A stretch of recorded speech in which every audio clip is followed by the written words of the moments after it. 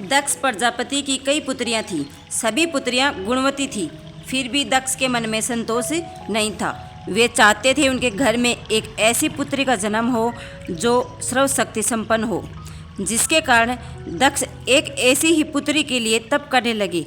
तप करते करते अधिक दिन बीत गई। वो भगवती आद्या ने प्रकट होकर कहा, मैं तुम्हारे तप से प्रसन्न हूँ।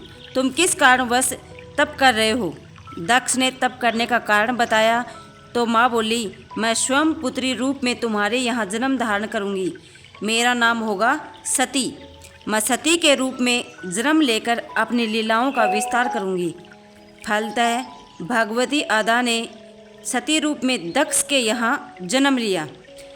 सती दक्ष की सभी पुत्रियों में सबसे अलौकिक थी। सती ने बाल्यावस्था में ही कई ऐसे अलौकिक आश्चर्यचकित करने वाले कार्य कर दिखाए थे जिन्हें देखकर स्वयं दक्ष को भी विस्मयता होती रहती थी। जब सती विवाह योग्य हो गई तो दक्ष को उनके लिए वर की चिंता होने लगी। उन्होंने ब्रह्मा जी से इस विषय में परामर्श किया। ब्रह्मा जी ने कहा, सती आद्या का अवतार है। आद्या आदि शक्ति और शिव आदि पुरुष हैं। अतः सती के विवाह के लिए शिव ही योग्य और उचित वर है। दक्ष ने ब्रह्मा जी की बात मानकर सती का विवाह भगवान शिव के साथ कर दिया। सती कैलाश में जाकर भगवान शिव के साथ रहने लगी। भगवान शिव ने दक्ष के दामाद थे, किंतु एक ऐसी घटना घटित हो गई जिसके कारण दक्ष के हृदय में भगवान शिव के प्रति बैर और विरोध भाव पैदा हो गया। एक बार देवलोक में ब्रह्मा ने धर्म के निरूपण के लिए एक सभा का आयोजन किया था। सभी बड़े बड़े देवता सभा में इकट्ठे हो गए थे। भगवान शिव भी इस सभा में बैठे थे। सभा मंडल में दक्ष का आगमन हुआ। दक्ष के आगमन पर सभी देव देवता उठकर खड़े हो गए, पर भगवान शिव खड़े नहीं हुए। उन्होंने दक्ष को प्रणाम भी नहीं किया। फलतः दक्ष ने अपमान का अनुभव किया। केवल यही नहीं, उनके हृदय में भगवान शिव के प्रति ईर्ष्या की आग जल उठी। वे उनसे बदला लेने के लिए समय और अवसर की प्रतीक्षा करने लगे। एक बार सती और शिव कैलाश पर्वत पर बैठे हुए परस्पर वार्तालाप कर रहे थे।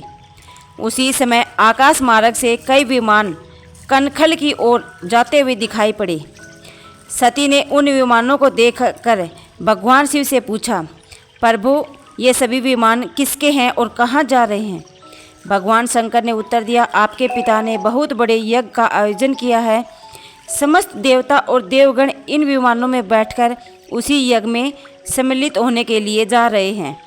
इस पर सती ने दूसरा प्रश्न किया, क्या मेरे पिता ने आपको यज्ञ में सम्मिलित होने के लिए नहीं बुलाया? भगवान शंकर ने उत्तर दिया, आपके पिता मुझसे बैर रखते हैं, फिर वे मुझे क्यों बुलाने लगे? सती मन ही मन सोचने लगी। फिर बोली, यज्ञ के इस अवसर पर अवश्य मेरी सभी बहनें आएंगी। उनसे मिले हुए बहुत दिन हो गए। यदि आपकी अनुमति हो तो मैं भी अपने पिता के घर जाना चाहती हूँ। यज्ञ में सम्मिलित हो लूँगी और बहनों से भी मिलने का सुअवसर मिलेगा। भगवान शिव ने उत्तर दिया, इस समय वहाँ जाना उचित नहीं होगा। आपके पिता मुझसे जलते हैं। हो सकता है वे आपका भी अपमान करें।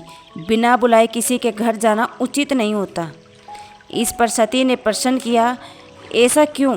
भगवान शिव ने उत्तर दिया, विवाहिता लड़की को बिना बुलाए पिता के घर नहीं जाना चाहिए, क्योंकि विवाह हो जाने पर लड़की अपने पति की हो जाती है। पिता के घर से उसका संबंध टूट जाता है। लेकिन सती पीहर जाने के लिए हट करती रही, अपनी बात बार बार दोहराती रही। उनकी इच्छा देकर भगवान शिव ने पीहर जाने की अनुमति दे दी। उनके साथ अपना एक गण भी साथ में भेज दिया। उस गण का नाम वीरभद्र था। सती वीरभद्र के साथ अपने पिता के घर गई। घर में सती से किसी ने भी प्रेम पूर्वक वार्तालाप नहीं किया। दक्ष ने उन्हें देखकर कहा, तुम क्या यहाँ मेरा अपमान कराने आई हो? अपनी बहनों को तो देखो, वे किस प्रकार भांति भांति के अलंकारों और सुंदर वस्त्रों से सुसज्जित हैं। तुम्हारे शरीर पर मात्र बागंबर है। तुम्हारा पति शमशानवासी और भूतों का नायक है। वह तुम्हें बागंबर छोड़कर और पहना ही क्या सकता है? दक्ष के कथन से सती के हृदय में पश्चाताप का सागर उमड़ पड़ा। वे सोचने लगी, उन्होंने यहाँ आकर अच्छा नहीं किया। भगवान ठीक ही कह रहे थे, बिना बुलाए पिता के घर भी नहीं जाना चाहिए। पर अब क्या हो सकता है, अब तो आ ही गई हूँ। पिता के कटु और अपमानजनक शब्द सुनकर भी सती मौन रही। वे उस यज्ञ मंडल में गई जहाँ सभी देवता और ऋषि मुनि बैठे थे तथा यज्ञ कुंड में धू धू करती जलती हुई अग्नि में आहुतियाँ डाली जा रही थी। सती ने यज्ञ मंडप में सभी देवताओं के तो भाग देखे, किंतु भगवान शिव का भाग नहीं देखा। वे भगवान शिव का भाग न देखकर अपने पिता से बोली, पिताश्री, यज्ञ में तो सबके भाग दिखाई पड़ रहे हैं, किंतु कैलाशपति का भाग नहीं है। आपने उनका भाग क्यों नहीं रखा? दक्ष ने गर्व से उत्तर दिया, मैं तुम्हारे पति शिव को देवता नहीं समझता। वह तो भूतों का स्वामी, नग्न रहने वाला और हड्डियों की माला धारण करने वाला है। वह देवताओं की पंक्ति में बैठने योग्य नहीं है, उसे कौन भाग देगा? सती के नेत्र लाल हो उठे, उनकी भौहें कुटिल हो गई, उनका मुखमंडल प्रलय के सूर्य की भांति तेजोदीप्त हो गया। उन्होंने पीड़ा से तिल मिलाते हुए कहा, ओहो, मैं इन शब्दों को कैसे सुन रही हूँ, मुझे धिक्कार है। देवताओं, तुम्हें भी धिक्कार है, तुम भी उन कैलाशपति के लिए इन शब्दों को कैसे सुन रहे हो, जो मंगल के प्रतीक हैं और जो क्षण मात्र में संपूर्ण सृष्टि को नष्ट करने की शक्ति रखते हैं। वे मेरे स्वामी हैं। नारी के लिए उसका पति ही स्वर्ग होता है। जो नारी अपने पति के लिए अपमानजनक शब्दों को सुनती है, उसे नरक में जाना पड़ता है। पृथ्वी सुनो, आकाश सुनो और देवताओं तुम भी सुनो। मेरे पिता ने मेरे स्वामी का अपमान किया है। अब मैं एक क्षण भी जीवित रहना नहीं चाहती। सती अपने कथन को समाप्त करती हुई यज्ञ के कुंड में कूद पड़ी। जलती हुई आहुतियों के साथ उनका शरीर भी जलने लगा। यज्ञ मंडप में खलबली पैदा हो गई, हाहाकार मच गया। देवता उठकर खड़े हो गए। वीरभद्र क्रोध में कांप उठे। वे उछल उछलकर यज्ञ का विध्वंस करने लगे। यज्ञ मंडप में भगदड़ मच गई। देवता और ऋषि मुनि भाग खड़े हुए। वीरभद्र ने देखते ही देखते दक्ष का मस्तक काटकर फेंक दिया। समाचार भगवान शिव के कानों में भी पड़ा। वे प्रचंड आंधी की भांति कनखल जा पहुँचे। सती के जले हुए शरीर को देखकर भगवान शिव ने अपने आप को भूल गए। सती के प्रेम और उसकी भक्ति ने शंकर के मन को व्याकुल कर दिया। उन शंकर के मन को व्याकुल कर दिया जिन्होंने काम पर भी विजय प्राप्त की थी और जो सारी सृष्टि को नष्ट करने की क्षमता रखते थे। वे सती के प्रेम में खो गए, बेसुध हो गए। भगवान शिव ने उन्नत की भांति सती के जले हुए शरीर को कंधे पर रख लिया। वे सभी दिशाओं में भ्रमण करने लगे। शिव और सती के इस अलौकिक प्रेम को देखकर पृथ्वी रुक गई, हवा रुक गई, जल का प्रवाह ठहर गया और रुक गई देवताओं की सांसें।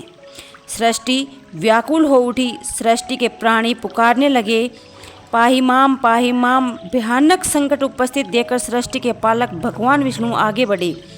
वे भगवान शिव की बेसुधी में अपने चक्कर से सती के एक एक अंग को काट कर गिराने लगे।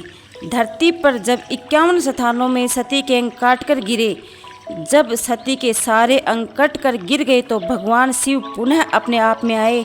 जब वे अपने आप में आए तो पुनः सृष्टि के सारे कार्य चलने लगे। धरती पर जिन 51 स्थानों में सती के अंग कटकर गिरे थे, वे ही स्थान आज शक्ति के पीठ स्थान माने जाते हैं।